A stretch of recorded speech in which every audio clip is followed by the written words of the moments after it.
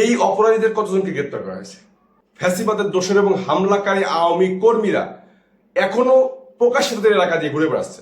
নেতারা পলাতক, কিন্তু কর্মীরা প্রকাশ্যে তাদের এলাকা দিয়ে ঘুরে বেড়াচ্ছে। এখন কেন তাদেরকে গ্রেপ্তার করা হচ্ছে না? আমি দেখলাম যে যারা কোটা আন্দোলনে হামলা করেছিল ছাত্রলীগের এমন নেতারা তারা ফেসবুকে স্ট্যাটাস দিচ্ছে এখন, এবং ফেসবুক স্ট্যাটাস দিয়ে এই সরকারের বিরুদ্ধে, বর্তমান সরকারের বিরুদ্ধে বিভিন্ন রকম ষড়যন্ত্রমূলক কথাবার্তা লিখে যাচ্ছে। আওয়ামী লীগ করলেই সবাইকে ধরতে হবে এমনটি নয়। আওয়ামী লীগের অনেক লোক ছিল যারা নিরীহ বা নিরপরাধ, তারা কোনো হামলায় অংশ নেয়নি, মানুষের উপর জুলুম করেনি। তাদেরকে গ্রেপ্তার করলে আবারও এই সরকার প্রশ্ন দিতে হবে। তাদেরকে গ্রেপ্তার করার দরকার নেই। যারা হামলা করেছিল, মানুষের উপর জুলুম করেছিল 16 বছর, শুধু তাদেরকে আইনের আওতায় আনা হবে। দেশে এখন মব জাস্টিস বা বিচার বহির্ভূত যে হত্যাকাণ্ড, সেটি নিয়ে এখন উত্তাল রয়েছে। তো আসলে কেন এই বিচার বহির্ভূত হত্যাকাণ্ডের ঘটনাগুলো ঘটছে আমাদেরকে একটু খেয়াল করতে হবে।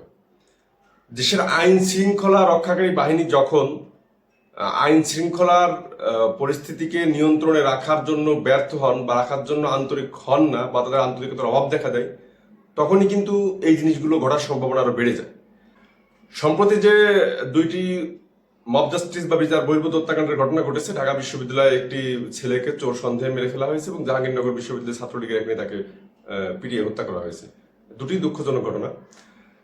তো আসলে ঢাকা বিশ্ববিদ্যালয়ে যে চোর সন্দেহে মারার ঘটনা ঘটেছে, একটা ছেলে যদি চোর হয়েও থাকে, চুরি করেও থাকে, তাহলে তাকে পুলিশের হাতে তুলে দেওয়া যেত বা আইনের হাতে তুলে দেওয়া যেত। কিন্তু সেটা না করে যেটি যারা এই কাজটি করেছেন তো জঘন্য অপরাধ করেছেন এবং তাদের আশা করি বিচার হবে। তারা গ্রেপ্তার হয়েছেন এবং তারা দোষ স্বীকার করে আদালতে জবানবন্দি দিচ্ছেন বলে আমি এখন পর্যন্ত জানতে পেরেছি। এরপর যে বিষয়টি ঘটেছে জাহাঙ্গীরনগরে, সেটি হচ্ছে জাহাঙ্গীরনগর বিশ্ববিদ্যালয়ের ছাত্রলীগের এক নেতা, এবং তার বিরুদ্ধে অভিযোগ ছিল যে কয়েকটি পত্রিকাতে নিউজ হয়েছে তিনি মাদক ব্যবসার সাথে জড়িত ছিলেন। এ ব্যাপারে তার অনেকগুলো মামলা ছিল। তিনি শিক্ষার্থীদের উপর বিভিন্ন সময় হামলা করতেন, কিন্তু এতদিন এবং সরকার পতনের পর এতদিনও কিন্তু তাকে আইনের আওতায় আনা হয়নি এবং সে বিশ্ববিদ্যালয় এলাকাতে ঘুরে বেড়াচ্ছিল। ঠিক তখনই কিন্তু অতি উৎসাহী কিছু লোক এই হত্যাকাণ্ডটি ঘটিয়েছে। আসলে অপরাধী যত বড় হোক, আমরা চাই যে বিচার ব্যবস্থার মাধ্যমে যেন তার শাস্তিটা নিশ্চিত করা যায়। তাকে পিটিয়ে মেরে ফেলতে হবে, এটি কখনোই কাম্য নয়। কিন্তু এই পিটিয়ে মেরে ফেলার ঘটনাগুলো কেন ঘটছে আমরা একটু খেয়াল করে দেখি যে 15 জুলাইয়ের পর থেকে এই যে প্রায় 3 সপ্তাহের মতো সময় ধরে যে ভয়ানক বিভৎস হত্যাকাণ্ড এবং গুলির ঘটনাগুলো ঘটলো সারা দেশে, এবং শেষ দিকে আমরা দেখতে পেয়েছি যে পুলিশের চাইতে বেশি গুলি চালিয়েছিল আওয়ামী লীগ এবং ছাত্রলীগ, বিভিন্ন বিল্ডিং এর ফাঁকে ফাঁকে লুকিয়ে এবং বড় বড় বাণিজ্যিক ভবনের ছাদের উপর লুকিয়ে আমরা দেখতে পেয়েছি যে এই হত্যাকাণ্ডগুলো তারা ঘটিয়েছে এবং গুলি করেছে। আমি নিজে স্বচক্ষে সাক্ষী ছিলাম ঢাকার রাজপথে, গুরুত্বপূর্ণ জায়গাগুলোতে আমি ছিলাম। তো যাই হোক, এই অপরাধীদের কতজনকে গ্রেপ্তার করা হয়েছে? এখনো দেখা যাচ্ছে কি যে সকল অপরাধীরা, যে সকল বিশ্ববিদ্যালয় এবং যে সকল জেলাতে কোটা সংস্কার আন্দোলনে এবং এই সরকার পতনের আন্দোলনে যারা হামলা চালিয়েছিল ছাত্রলীগের এবং আওয়ামী লীগের যে সকল সন্ত্রাসীরা, অস্ত্রধারীরা, তাদের নেতা যারা ছিল তারা এখন অনেকেই পলাতক, কিন্তু এই সকল ফ্যাসিবাদের দোষর এবং হামলাকারী আওয়ামী কর্মীরা এখনো প্রকাশ্যে তাদের এলাকা দিয়ে ঘুরে বেড়াচ্ছে। প্রকাশ্যে তাদের এলাকা দিয়ে ঘুরে বেড়াচ্ছে। নেতারা পলাতক, কিন্তু কর্মীরা প্রকাশ্যে তাদের এলাকা দিয়ে ঘুরে বেড়াচ্ছে এখনো। কেন তাদেরকে গ্রেপ্তার করা হচ্ছে না? পুলিশ লোক দেখানোর জন্য কিছু লোককে হয়তো গ্রেপ্তার করেছে, বা আওয়ামী লীগের বড় বড় কিছু মন্ত্রীদেরকে গ্রেপ্তার করেছে, কিন্তু আমার কথা হচ্ছে আমি দেখলাম যে যারা কোটা আন্দোলনে হামলা করেছিল ছাত্রলীগের এমন নেতারা তারা ফেসবুকে স্ট্যাটাস দিচ্ছে এখন, এবং ফেসবুক স্ট্যাটাস দিয়ে এই সরকারের বিরুদ্ধে, বর্তমান সরকারের বিরুদ্ধে বিভিন্ন রকম ষড়যন্ত্রমূলক কথাবার্তা লিখে যাচ্ছে। এই সাহসটা তারা কোথা থেকে পেল? কেন তাদেরকে গ্রেপ্তার করা হলো না এখনো? ফেসবুক চালাচ্ছে, তাদেরকে কি তাদের লোকেশন ট্র্যাকিং করে কোনো তাদেরকে গ্রেপ্তার করা যেত না?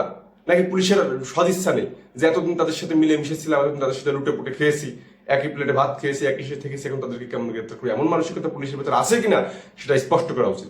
পুলিশ সদর দপ্তর থেকে বলা হয়েছে যে বিচার বহির্ভূত হত্যাকাণ্ডের বিরুদ্ধে তারা খুব কঠোর হবে, আইন হাতে তুলে নিলে তারা ছাড় দেবে না। তাহলে পুলিশ বলছে আইন হাতে তুলে নিলে তারা ছাড় দেবে না, কিন্তু আইনের বাস্তবায়নে পুলিশ কতটা সক্ষমতা দেখিয়েছে সেটাও পুলিশকে এখন পর্যন্ত নিশ্চিত করতে হবে। আমার এলাকাতে আমি দেখেছি যে আমাদের 4 তারিখে আমার এলাকায় যেভাবে ভয়ঙ্করভাবে হামলা করা হয়েছে, গুলি করা হয়েছে, সেই সকল ছাত্রলীগের নেতারা যারা প্রকাশ্যে গুলি চালিয়েছে, ভিডিও ভাইরাল হয়েছে, তারা এখন ফেসবুক স্ট্যাটাস দিচ্ছে, তাদেরকে ধরা হচ্ছে না। তারা নড়াইলেই আমার এলাকাতে দেখা যাচ্ছে বিভিন্ন গ্রামে গঞ্জে লুকিয়ে আছে বা পাশের জেলাতে লুকিয়ে আছে। পুলিশ চাইলেই তো তাদেরকে ধরতে পারতো, কোনো ব্যাপার পুলিশের দ্বারা এটা আধুনিক যুগে ধরা হচ্ছে না। তাদেরকে মামলা করা হলে বলা হচ্ছে কি যে চার্জশিট পড়ার আগ পর্যন্ত ধরা হবে না, বিভিন্ন জেলা থেকে এরকম শুনলাম। তো চার্জশিট একটা মামলা, চার্জশিট পড়তে তো অনেক দীর্ঘমেয়াদী একটা প্রক্রিয়া, তদন্ত শেষে চার্জশিট পড়বে 1-2 বছর লাগতে পারে। তাহলে এতদিন যদি তারা এলাকায় ফিরে আসে এই সময়ের মধ্যে, যে কিছুই তো হচ্ছে না, কোনো কিছু হবে না, তখন যদি উচ্ছৃঙ্খল জনগণ তাদেরকে গণধোলাই দিয়ে মেরে ফেলে, তাহলে এই দায় কি পুলিশ এড়াতে পারে?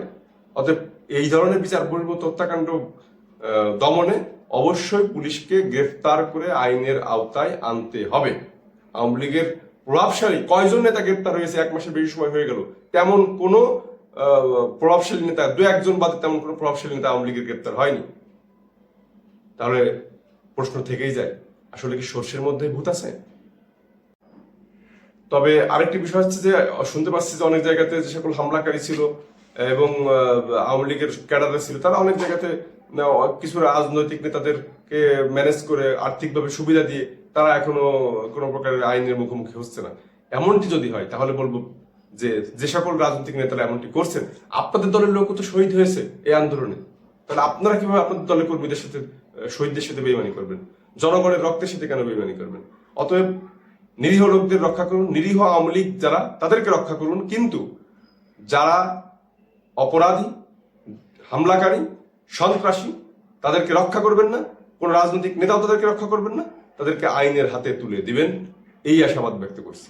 রাজনৈতিক নেতাদের প্রতি এই আহ্বান জানাচ্ছি। আল্লাহ হাফিজ।